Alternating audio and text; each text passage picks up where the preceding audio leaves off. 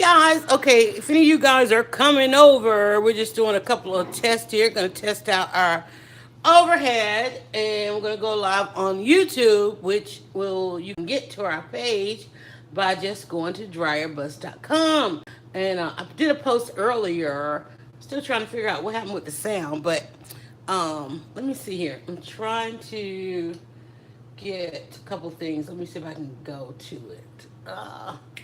So this ain't that book club, and I needed to go live today, and I'm not prepared to go live today, but I want to do a test on DryerBuzz YouTube, and it's telling me I need some. I'm trying to see what it looks like on another platform. Oh, that's awesome! Look at it. Okay, I can see it.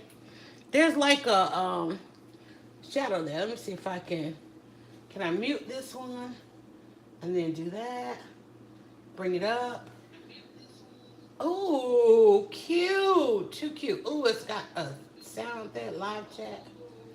Oh, wait. Let me turn the sound down. Awesome. Okay. All right, good. So we're going to get it shared out because I can't do too much with what I'm streaming from because I can't see it. It's in the overhead cam there. So can I do that? And then let's see if we can slide it back just a little bit so that I can operate some of the buttons there. I don't know. Let's see how much that moves because I can always move this stuff with it. And just testing the shot there. Well, actually, the shot didn't necessarily move with it. So I want to share, and I want to get it shared on Facebook, even though I just shared the link. So I have no idea where we're going with this. I have no idea what we're amping up to. All I can tell you is follow me. Let's see. Now, where's the button? Where is the button to share it? Huh. Okay. That's not a thing. Hold on. Is the button at the top? Post. Oh my God, why would the button be way up there? Done. Done. Oh. So this is the thing about going live. You can do as much as you want to prep your live. I want it on my timeline. I want to hit this done button. The done button's way over here in the corner. So, oh, give me a break, YouTube. Why is the button up in the top corner? Look at that. Now it's stalling. Now it's back. And I'm holding it. Thank you. Let's see. Hold on. Let's see if we can get it back in the holder. All right. We'll get it back in the holder and we'll leave it alone. All right. So, a couple things. I want to talk about this cookbook as our book. This ain't that book club. This ain't that cooking show. But of course, in front of you, why do I have, if it's not that book club and not that cooking show, why do I have a chocolate cake in front of you and why do I have a cookbook?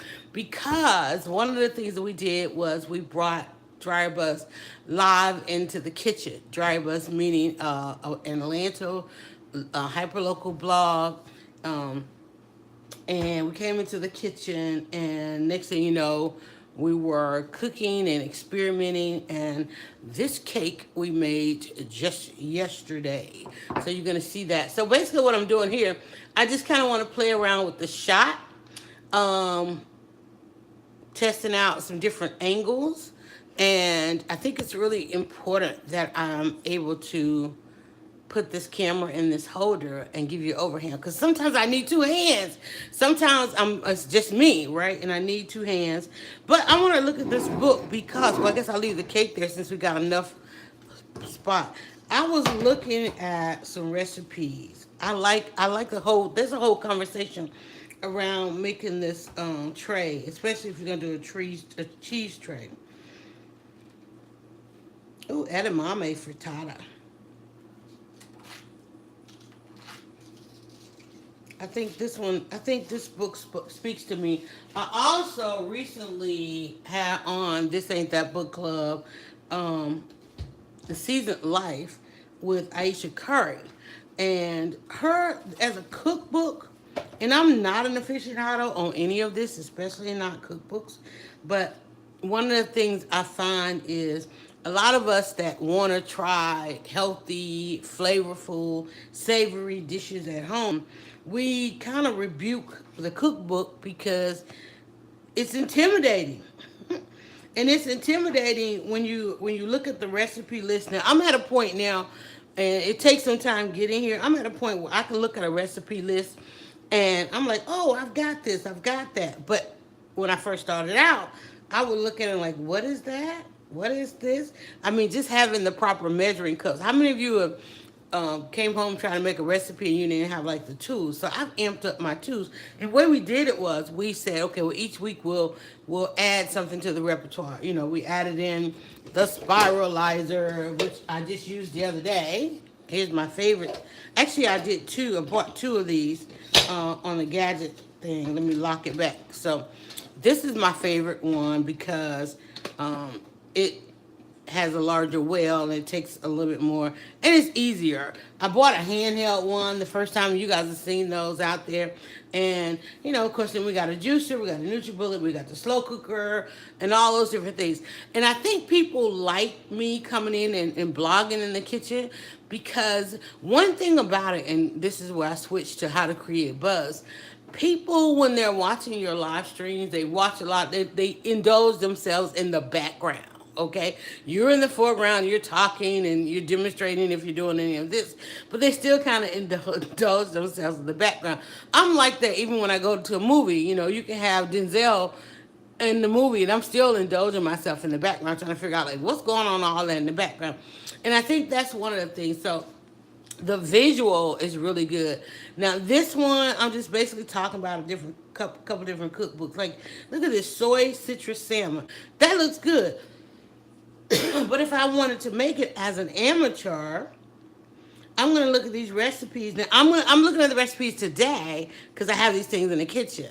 But looking at the recipes before I got to this point, it would be intimidating. Okay, even though it says like orange juice and lime, low sodium soy salt, cup of mirin, honey, dark brown sugar, cloves of garlic. You know, it took me a while to start having cloves of garlic on hand. Like, really? Like, who am I that I can now reach behind the camera and grab some garlic? That was not my life. It could be your life, okay? It could literally be your life. You just throw this in your buggy when you're at the store. And not only did I let me tell you, look like I need to go ahead and use this too. I started buying these things because I found a vegetable stand, not necessarily in the grocery store. I'm not liking and I have different stores that I go to for different reasons. Like, there's one, I really like the produce. There's another, I really like their meat counter, you know, and those kinds of things. And most people you'll find they do shop at a number of stores. Like, they're going out for one task, but they complete that task at a number of stores. You'll get there. If you start cookbook cooking or if you start exploring in your kitchen, you'll get there. I was nowhere near there. I was the dine out, go and eat somewhere. But then, of course, finding out that my audience likes me hanging out in the kitchen. So, garlic and then green onion thinly sliced and some salmon fillets, kosher salt, like now kosher salt is like natural in the house, and then freshly ground black pepper. Now, I noticed that on this picture, the salmon looks like it said preheat the oven. Maybe that's a picture of it marinating, because that's not how we would eat. Put the salmon in a baking dish season. Okay, and I need to identify what that is because that picture. Preheat the oven 425. Let's see, to make the sauce. She tells you to make the sauce. You're whisking the majority of the ingredients together. Put the salmon in a baking dish, season with salt and pepper. Pour sauce over the fish, piling the green onions and garlic pieces on top. Bake until salmon is flaked. Okay, salmon flakes easily when pierced. Now, that's a really good simple one. She says bake it about 10 minutes. So, okay, so this is basically it before it went into the oven. This is it as it's marinating in the thing. So that's one of the things I have really, in fact, my daughter just told me we were making she had some Oreos, some Thin Mint Oreos. And I was like, ooh, this is where my life is. It's like I have these thoughts now after hanging out in the kitchen. I was like, oh, can I have a couple of those Oreos? And she's like, well, how many? Because, Oreo lovers are real serious about the Oreos. So I got about 5 of her Oreos. And I have purchased a number of these little mini dishes. And, like, I tried to make a small cake yesterday, and ended up with an 8-inch cake. When I really wanted a six inch cake, and I ended up with a 6 and an 8 inch because I'm still learning how to cut down the recipes. But about 6 of her mint Oreos, crunch those up, a little bit of butter, and then I've made this crust, to which she has mixed up some cream cheese, cream, and sugar. You put any vanilla or honey in it? Oh my God, look at this on this picture. This picture I'm watching a video of myself on another device.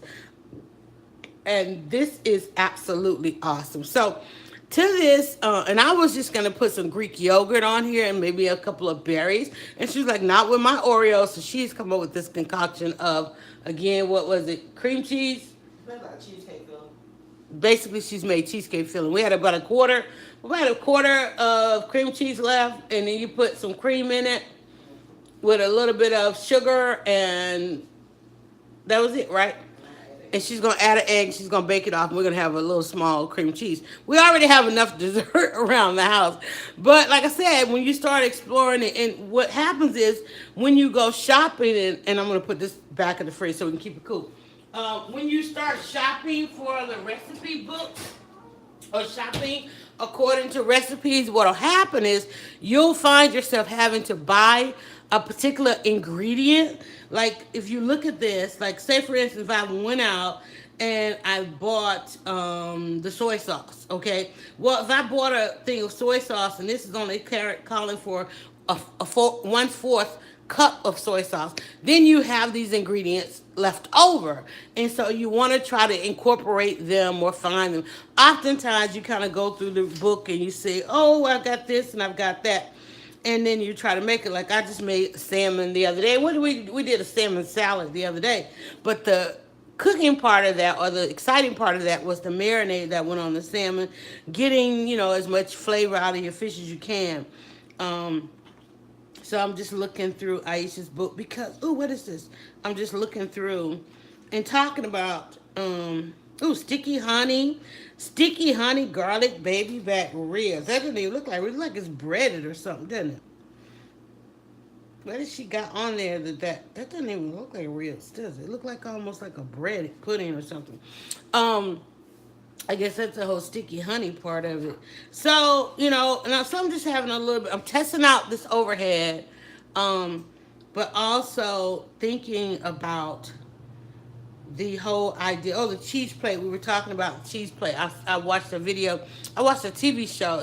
I'm calling it a TV show a video, and they were talking about how to make the perfect cheese plate the other day. And I had a question about, how to serve like brie and soft cheeses or cheeses that come in the rind. And I just simply Googled, like, which cheese rinds is it okay to eat, or actually, I think I Googled, like, how to eat brie. Because every time when I go somewhere and there's a cheese plate, and while I love the cheese inside of the brie, the center part of the brie, they always bake it with the rind on, and then they put like this marmalade or something really sweet on top of the rind. And so I always get flustered with having to indulge in the rind. I'm like, I don't know that I necessarily want to or we should, but it is one that you can, because it is actually so. But this is really interesting, and it's something you should have pretty much anytime that you're entertaining, because people will arrive and they're so hungry, and so having a cheese tray, and in one, it just makes a great centerpiece. Kale chips. Everybody's trying to make kale chips. Everybody's trying to figure out what to do with kale. One of the reasons I really want to explore Aisha's cookbook, and I'm gonna give you guys the cover of that again on the shot. I really wanted to explore this because I was thinking about, or I had asked for, and then I said no. Her cook line. And then plus she has the cooking show. So I kind of wanted to follow along just with the growth of what was going on with her products. And frankly, I was excited to see that there was a sister on the cooking aisle because of her products on at Target. And we actually saw some things. I think she's going to come out with some new stuff, maybe because the old items were on the clearance. So cheesy guacamole, homemade pita chips, devil eggs. I'm always interested to see where people will take a devil egg and how they serve because I love them. And every time I go to an event and there's deviled eggs, I'm going right for the deviled eggs. There's two things I love at an event when they're doing pass the plate. When they're passing plates, is the deviled eggs, the Wellington, the little Wellington snacks like beef Wellington. We did one with salmon. We did a salmon Wellington here at the house. Let's see, the game day. This is game day snacks. Burgers. Now this one is lamb burger. I have not been able to really bring myself to indulging on lamb. I just have not. But burgers is coming up. I mean, right now we're in the summer, so I'm still looking for a little bit more light fare. I'm gonna bring this over so I'm get the cake back in the shot there. I'm looking for more now. I always love soups, whether it's hot or cold. Just because it's so light and it's soups are something that you can flavor so well and really get some good flavor, get some good flavors out of even at home. Just by amping up the broth, amping up things. Look at the meatball and cabbage soup. Actually, I have a little piece of cabbage in there, and that's one of the inspirations I have. Usually, I would come in. I'm like, okay, it's time to clean out the fridge, and how this whole thing started with me doing food as a food blogger, being a blogger for 16 years. Now I'm moving into food blogging. It started because one day I was live streaming and having great debates that we have in the salons and the barbershops and so on. And I needed to clean out the fridge. I was like, let me just go into the kitchen. Came in the kitchen, I put the phone in the stand, and I was cleaning out the fridge while I was kind of moderating a debate, and it caught on, and I had some items. I was like, well, rather than tossing these out, what could I make with this on its last leg? How could I transform this? And that's what we did. We just started cooking like that. And next thing you know, Tuesday became a day to hang out in the kitchen, along with the other live streaming that we do. And then, of course, Wednesday was This Ain't That Book Club. When he was like, well, since this ain't that book club, can we do it in the kitchen as well? And maybe pair the book with a dish. And then next thing you know, start looking for cookbooks because we needed some dishes to pair it with. And then plus like food challenges, we started doing food challenges and all those kinds of things. And it's just kind of evolved. And one of the things I say, you have to evolve in this. So I'm having fun. And I had no idea what to stream. But then even after, like people, like I said, when you're live streaming, I know Aisha Curry does some stuff with bacon that it's almost like she loves bacon. In fact, she has a bacon grease container in her cook line. And I'm like, I want that on my stove. So, but her brown sugar bacon. In fact, I got a chance to watch her show. I'm going to go over here and binge on, see how many episodes she's got out there because I've only seen one. But, and I love the fact that she has this. Look at this bacon. You know Aisha Curry is down to earth because look at her cookie sheet for her bacon. How many does everybody's bacon cookie sheet looks like this? Like it is just beat up to high hell, and that's real. Aisha Curry is so real. I was like tripping when I was watching her show. I was like, this girl is too real to die. Ooh, pancakes, raspberry sauce. I am trying to come up with or get the courage to try crepes and things like that. So, she's got some good breakfast items. This is a salmon scramble, and I think I'm gonna end up doing a little bit more salmon and fish. Prosciutto egg cups. And this is my first time really exploring. I got this book when for Christmas. Aisha Curry book. Oh my God, I've had this almost a year. She's got honey, pepper, cast iron biscuits. We were actually going to try some biscuits, but I didn't have. I had 1 cup of flour left because one of the things I have to do is normally I would go out and I live shop And we did it yesterday, and we did so much yesterday that I decided not to do it today. I was just gonna chill out today, because we went live shopping. But even we went shopping, I just wanted to make a pot of greens yesterday. So we made a pot of greens. Petty Betty revamped her spaghetti, and then we realized that we had enough ingredients. Again, like I said, having purchased things for recent recipes, I had enough left over. I had items in the cupboard and in the fridge to make a chocolate cake.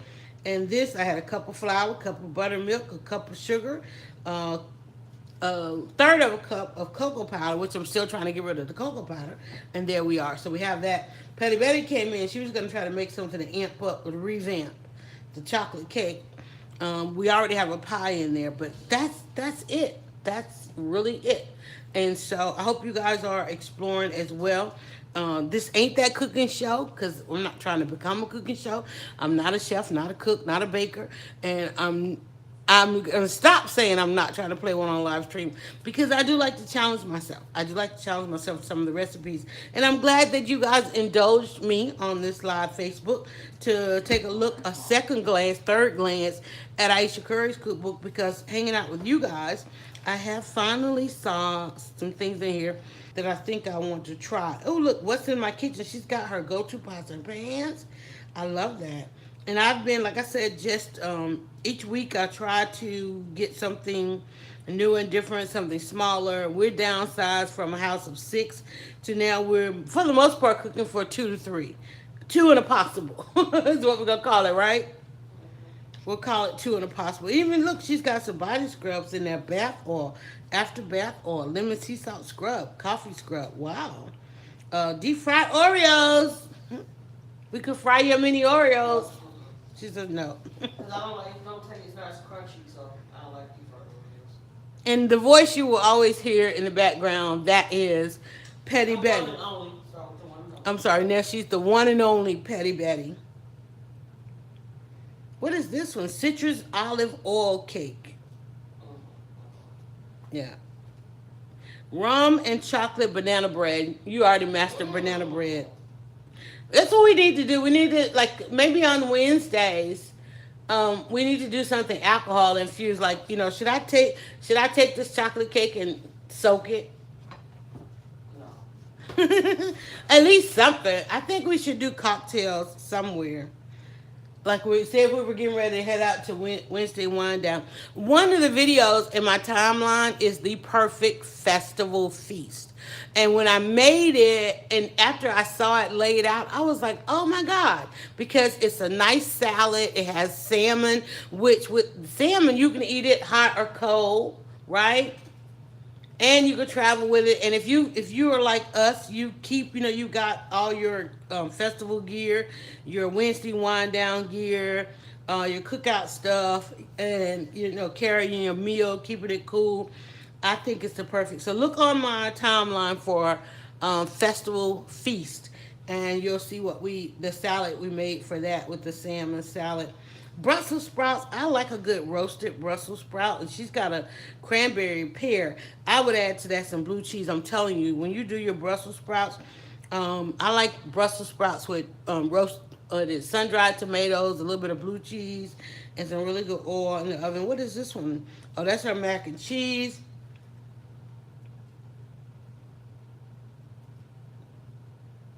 I was thinking I need to try the basil lemonade again. Basil lemonade. There is she got a meatloaf in here, easy pan steaks. She's got lamb chops. Everybody's on that lamb. We don't really do a lot of lamb here in the South. Olive mushroom smoked tenderloin. We keep saying we're gonna do a smoked tenderloin. Smoked tenderloin. I say smoked as in pork. Smoked pork tenderloin. I always do. I'm always doing pork chops. And we said we're gonna try and chill on the meat. We really don't do a lot of roasting chicken. She said, "Not we, me." Grilled spiced chicken and asparagus with parsley mint sauces. Mama Alexander's brown sugar chicken. That looks good. Brown sugar. I'm guessing that came out. And see, my daughter would love the seafood medley. I really wish I could make that for her. But it's pretty good, Aisha. So I guess our This Ain't That Book Club revamping. Definitely the seasoned life. So I'm gonna go ahead and put that over to the side. This one I think is going to be, and it's called Gather Plus Entertain. I got this at one of the buyout discount stores, and I just wanted to have it on hand because one of the things I also love about recipes, and bring it up a little bit into the shot. One of the things I also love about recipes is they give you shortcuts. You know, when you're thinking about how to get the maximum flavor. That's the one thing we've been cheating ourselves on in cooking at home is that good restaurant flavor. And you'd be surprised at some of the shortcuts that deliver that flavor. You know, using mayo, different mayos, or mayo to make different salsas to take different shortcuts when you need something like anytime you see like what the tomato, onion, and peppers, you know, you can just bypass that with a good salsa. What was that one where we did the dill and the mustard? That came out really good with the smoked paprika. It was mayo, it was mustard, whole grain mustard, it was some fresh dill, and that I think also went on the salmon. I'm talking a lot about salmon. I didn't realize how much salmon we were eating. So let's go to the main event section on here. And oftentimes we in cookbooks you see a lot of seafood or in cooking shows and cooking videos, and a lot of us like myself and even Petty Betty, you know, we can't have all that seafood. But oh, this is what got me, the polenta. When I looked at the recipe for polenta, I had no idea what it was. And I'm gonna try that. But look how many can you guys see that? And again, like I said, just because you see when you look at the recipe, a lot of us amateurs, we get intimidated by the recipe list. But try and read down the recipe list. It's not a lot of ingredients, but because they have to break it out and itemize it, it looks like it's a lot. But oftentimes, a lot of these things you will have or you will begin to have in your vegetable bin, in your cupboard, in your fridge.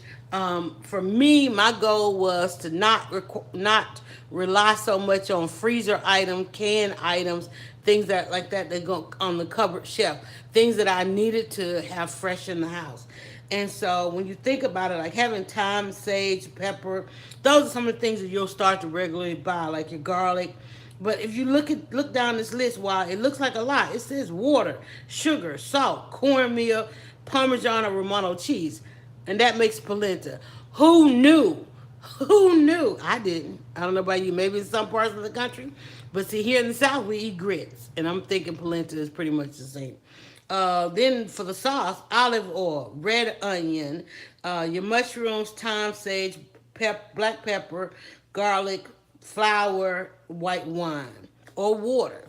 And that's another thing about a lot of the flavor. My dad talked about that all the time, about when you see a recipe calling for water, oftentimes you can amp up the flavor by using a white wine instead, or broth, right? And so those are often good. Oh, she's got a not she. I forgot we switched books. Spicy honey glazed ham, black pepper, flake steak with balsamic vinegar. Balsamic is something that I have in there. Again, there's some more salmon, herb standing rib roast, and then of course, always knowing how to make a good lasagna is always good. And my interest in food right now is about feeding others. I think that so many people are in need of support right now. So being able to whip up something to take to somebody else, you know, don't just learn these tricks of the trade and keep it to yourself. You know, like I made not one cake yesterday, I made two. And told my daughter, well, you're going to somebody's house, take a cake. And I think we should do that more often. You know, don't show up empty-handed. Even if somebody invites you to something and they got it all, and they said they've got a full buffet, you know, take a bottle of wine. If you don't know if they drink or not, at least if you don't take the wine, take something else that's sparkling water, sparkling juice. You know, just something to add to, right? Because whether they remember what you brought, they'll always remember you're the person to bring something. And then maybe maybe next time they'll say, "Hey, remember you bring such and such? We really enjoyed that. Can you bring that again?" Always be that one that people remember. Create an experience, create a memory with someone. I just got a inbox today. Hey, listen, I really appreciated your support for my event. Can I get your address? I want to send you something. And that meant a lot. And here we are, what, probably a couple of weeks or so after. And I know at this point they're doing their evaluations, but they remembered how I made them feel at their thing. Like, wow, and that's awesome. And that's what you want. You want to create some memories. And one of the ways to do it, like I said, I was trying to decide, hey, 16 years into blogging, where could I go now? What would I blog about now? I've done all the red carpets. I met all of the celebrities, even the people that are famous today, and I met them on their come up, and I'm like, you know.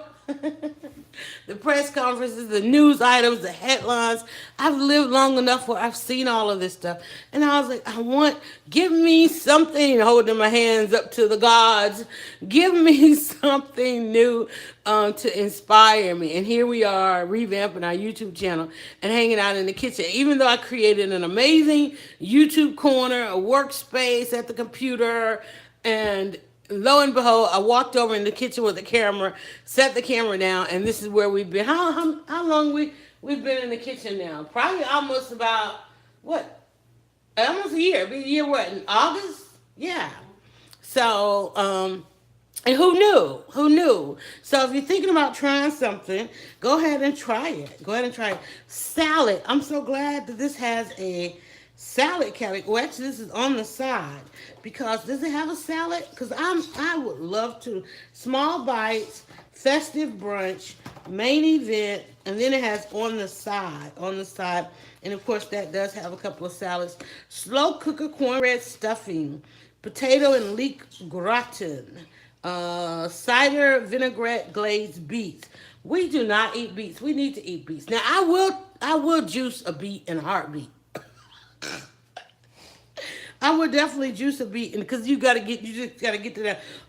Dinner rolls, one and 1/4 cup of milk, 1/2 cup of shortening, 3 3/4 to 4 cups of all-purpose flour, 1/4 cup of sugar, 2 packages of active dry yeast, 1 teaspoon salt, and 2 eggs, and that's gonna get you the golden rolls.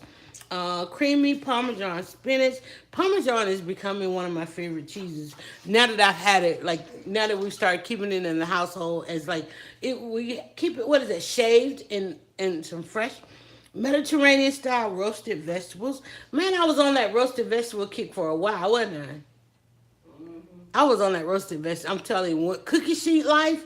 Oh my God. Oh my God. And I think because my mom loved that, right? I did that roasted vegetables. Oh my God. I didn't want to see another roasted vegetable. It was potatoes and peppers. Oh my goodness. We did that for a minute. Caramelized onion, focaccia. I don't too much care for focaccia bread. Glazed parsnips and carrots. That's a good side.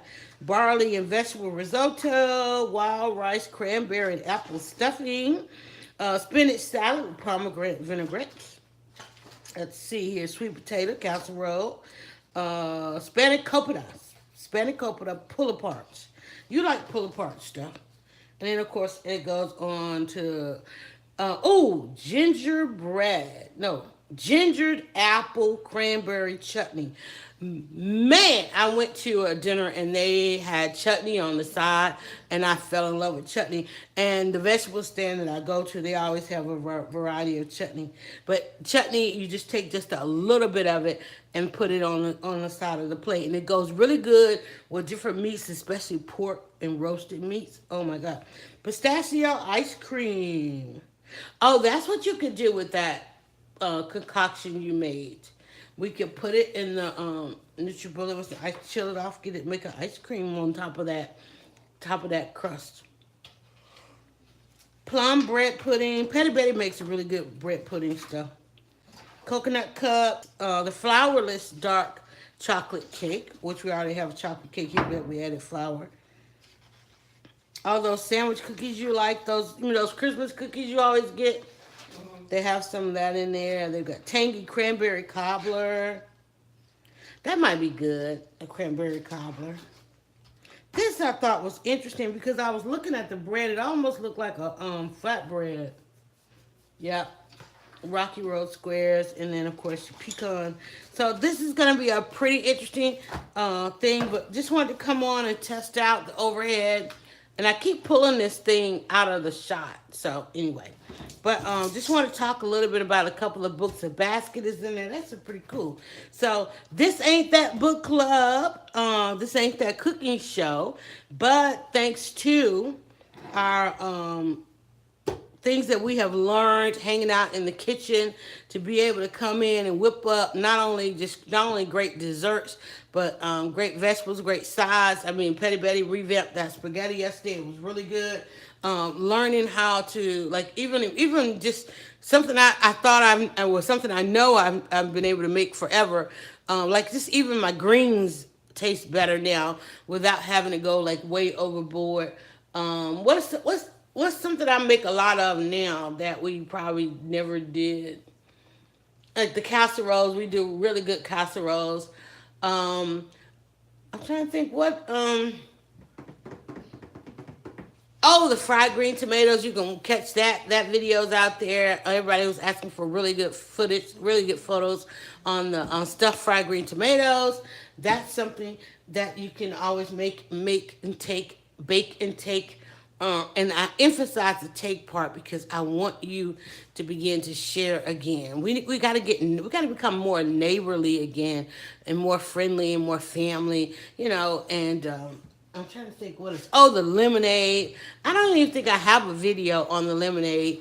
But just whenever one of the things, just like oh my God, I can't think of the name of it. But in the show that used to come on when we were kids, but just coming in, every time I come in, I make this batch of lemonade. And we don't squeeze the lemons, we steep the lemons on the stove. I saw that on one of the videos, Facebook videos, and it literally makes the best lemonade ever. So I'm getting ready to take that to the next level. We've done it as mint, did it with mint lemonade, we've done basil lemonade, we have done peach lemonade, blueberry lemonade. We even did one with blueberry and peaches, wasn't it? Stop snooping around there. And that's the dog. One thing that's been exciting, that's driving the dog crazy, is having all this fresh food around on days like today, after just because I cleaned out the fridge and the items are now in the trash that we don't want anymore. And he's like sniffing this trash can like, what is going on? What is this life of ours? So it's called cooking. It's a cooking life. And so on that note, guys, I'm going to figure out how and where to hit this button without absolutely destroying the end of this video. Maybe I could slide that over like that, hit that, and say goodbye.